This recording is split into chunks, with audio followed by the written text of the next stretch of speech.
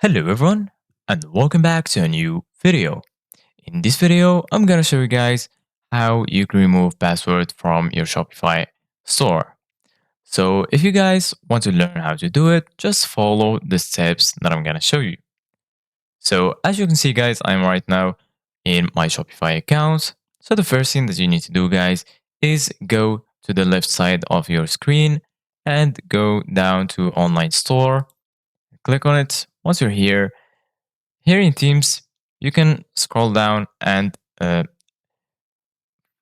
add any theme that you like from here. If you just click on add, you can switch to that theme. So in order to remove your password, just go all the way down to preferences. Once you're here in preferences, make sure to scroll all the way down until you find password protection. So from here, you can limit who can access your online store.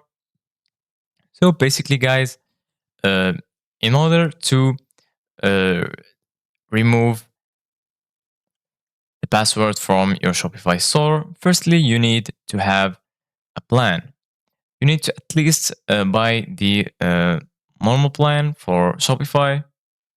So, as you can see, guys, at least you need to have the basic plan or Shopify or advanced in order to have the ability to remove the password.